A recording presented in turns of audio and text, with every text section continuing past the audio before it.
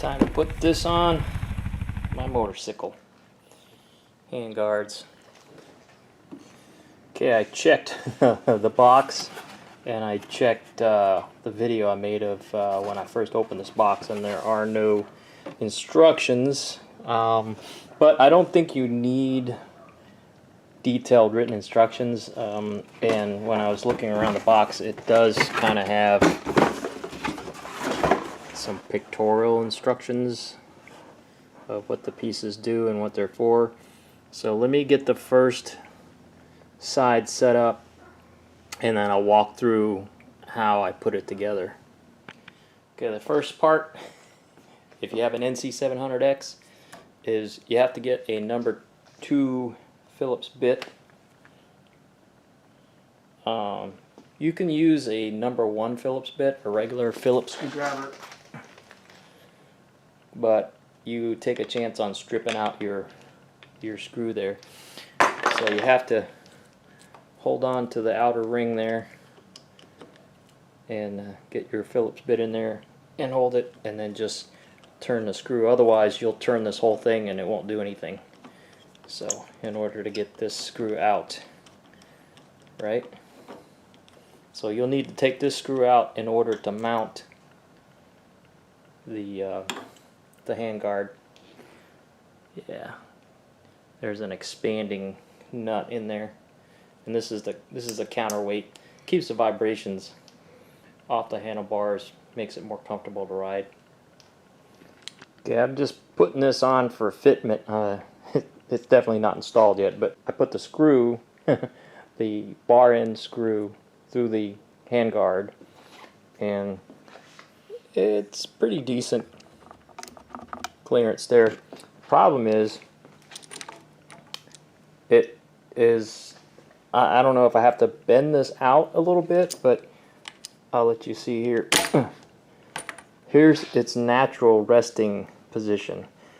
It doesn't have clearance to go over the brake handle, the brake lever, so you have to kind of bend it out a little bit. So I don't want to break that screw, I don't want to strip that screw out, so I'm just barely, not really yanking on it, but that's how it wants to sit. So I'm going to have to bend it out. I'm going to have to put it on a vise and maybe gently bend it out to where it sits naturally outside of this adjustment screw. So the picture here has the arm going underneath versus over. So I'll show you. The picture has it going like this instead of like that. But the issue I see with that is you can get water trapped in there. Not a big deal, but to me it would make more sense sitting like this to where the water will shed off of it versus like this to where water will collect, and over time it could cause some corrosion. So I don't know. I'm gonna try to fit it like this and like this to see which one fits better, and then I'll choose the one that fits better. Okay, apparently I will need to remove the inner weight, and I watched the video. I'll put a link in the description below. Apparently I have to get a screwdriver. I don't know if I can get enough lighting in here, but I have to get a screwdriver in here, kind of twist to release this tab, and then there's a tab up top, and twist and then pull on the screw to release this, get the weight out, so I can use these weights, and the screws are a little beefier. Yeah, the screws are a little beefier. In case you hit something, it won't snap the screw. So let me get that out, and I'm having trouble getting the other side out, so I won't make you watch all that, but that's how you get these out. There's a little tab here. There. And that's how you get that out. The other one on the other side was just spinning when I try to turn this screw. So yeah, I expect to encounter those problems. Pretty interesting. This is the one that was on the right handlebar, and this is the one that's on the left handlebar, and they are different. And this one actually is even a smaller diameter. The right handlebar is even a smaller diameter than the left handlebar. Now granted, it's for the throttle, right? The throttle, but I don't know why this would be a smaller diameter. And it also had some corrosion. The inner, what do you call it? The inner weight had some corrosion, and that's why it wouldn't come out. I was having a problem. So you may encounter that taking the right side off, or even left side, but I got the clip out, so that might be a problem. But I'm gonna, and the screw, I'm gonna try to put it back on without these counterweights and just fit it up and see what happens. I may have to reuse these counterweights. If I do, I'll have to drill out the holes because these screws are smaller than the handguard screws. So here we go. Okay, got a little more minor modification engineering I got to do. The way it is now, the design of these bushings here, there's a slot here, and these bushings fit into here like that, and so it's gonna set flush on the handlebar. So it's gonna set flush in the handlebar like that. Problem is, see where the lever is? When you try to flush that, it's gonna bump. It's gonna bump the lever. So it attaches over here just fine, but then it's not straight. So what I got to do is I got to bend that end towards me, bend that end out so it's straight, and then what I'm going to do is move the lever back. I'm going to move the lever back so it won't hit. So it won't hit when this thing is flush. Get this in here, whatever. When this thing is flush, it won't hit the lever. So that's what's going on right now. I got to bend that out, got to move that lever back, or tighten it, move it back, adjust it, and then secure that. So hopefully I don't break it. So let's go over the vise and we'll bend it just a little bit of time. Got my vise. I use this towel as padding so I don't mar up the plastic any more than it's gonna get marred. Now this looks like some kind of, hopefully it's wrought aluminum, W-R-O-U-G-H-T, wrought, not R-O-T. And just gonna bend it a little bit. See that there? Raise that up a little bit. And I'm just gonna flex it. Take it very, very easy, because if I bend it too much, if it's cast, I don't think it's cast, it's gonna break, because castings are very brittle. So let's see here.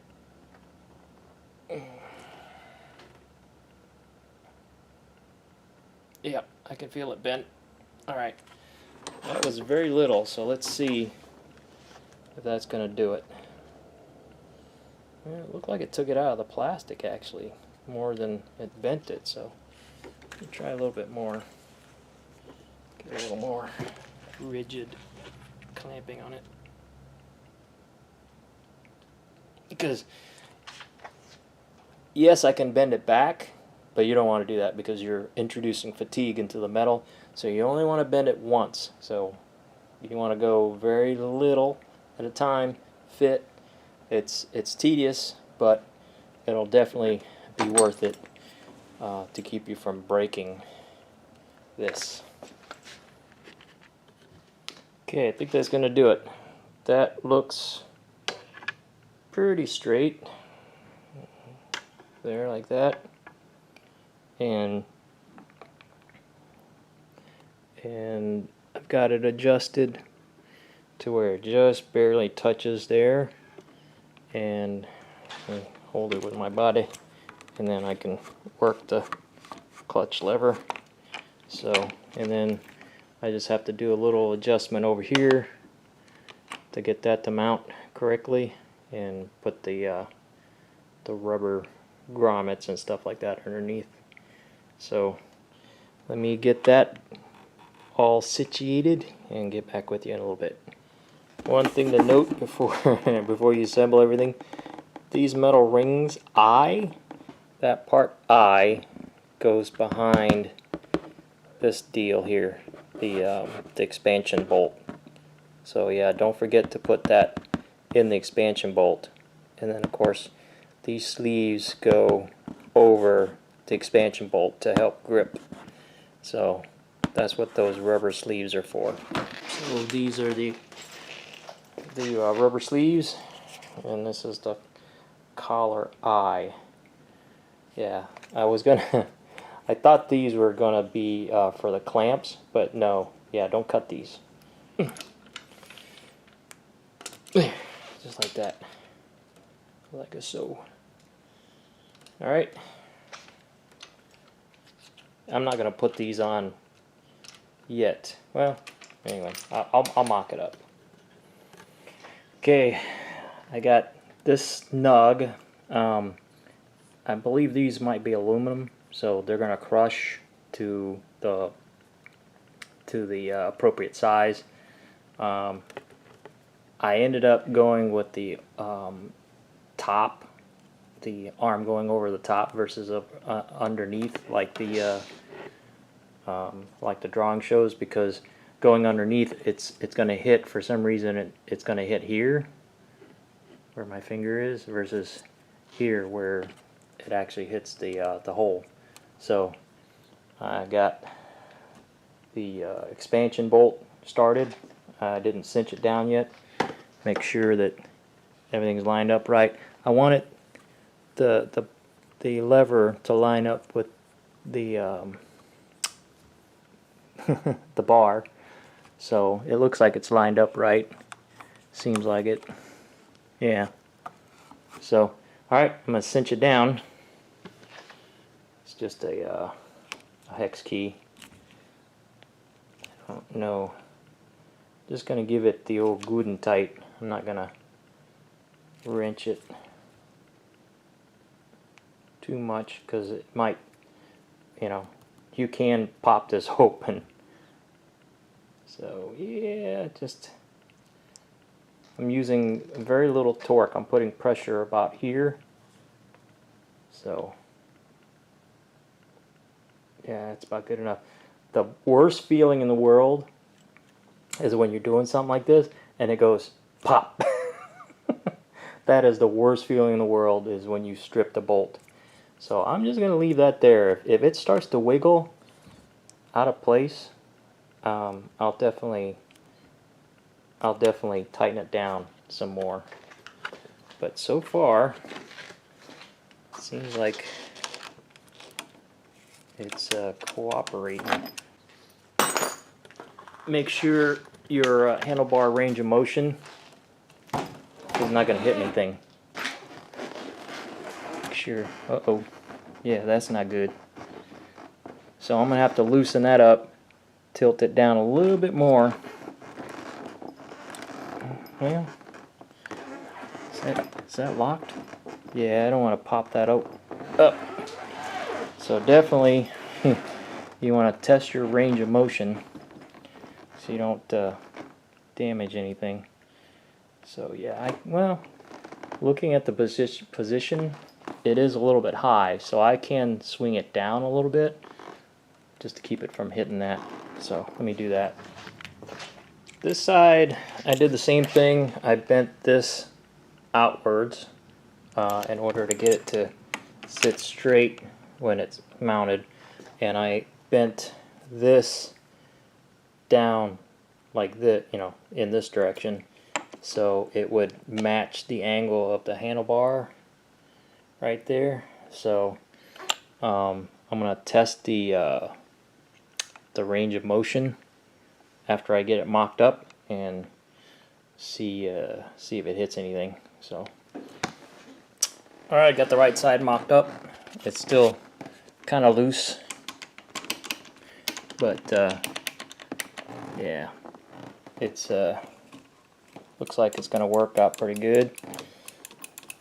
Yeah, and this side is I might change that to going underneath, just to, I don't know, so I can bring the thing up to cover more of my hand, because this side here, it does cover, you know, more of my hand with the grip. But yeah, I might do that. So far so good. Yep, everything's working right. Had to scooch this in a little bit so this doesn't hit, but so far looking good. That's it, it's done. Yeah, it's interesting how the way it sets, this side hits the dash, but the other side doesn't hit the dash. And it looks like the spacing's the same.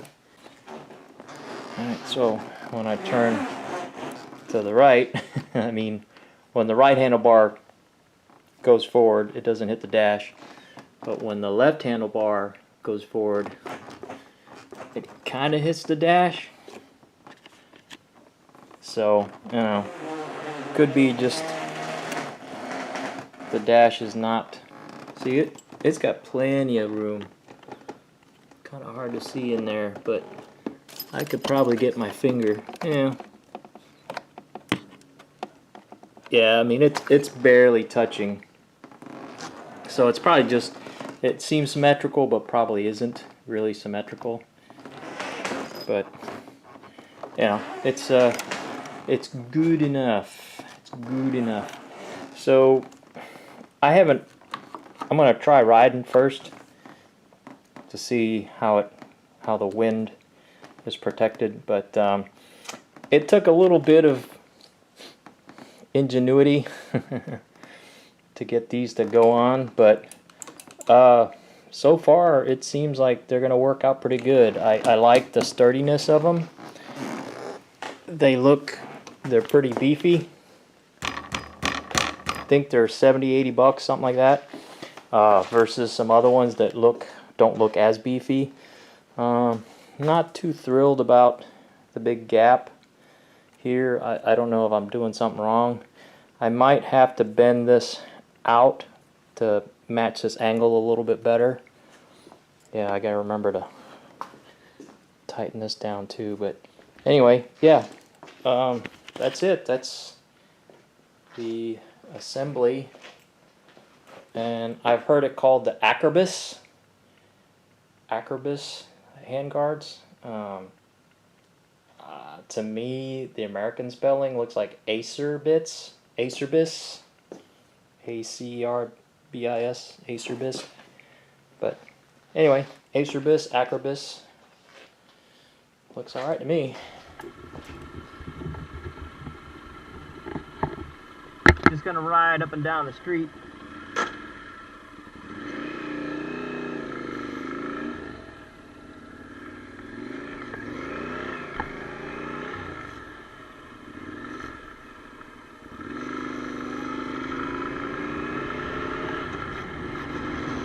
Yeah, just looking from this point of view here, doesn't look like it's giving much wind protection. But again, I can't bring them up too high because they'll hit the dash. But the main reason for the handguards is obviously if I ever go off-road, I don't want any bushes or branches or anything to hit, brush to hit the brake or the clutch lever, or if I slip and lay it down, I don't want the levers to break because then the bike will become inoperable. But yeah, they work as advertised. I might, I seen a guy bought some different handguards for just the plastic parts, and then he screwed them over the handguards to give some more wind protection. But yeah, these don't look like they give very much wind protection, but they give plenty of hand room.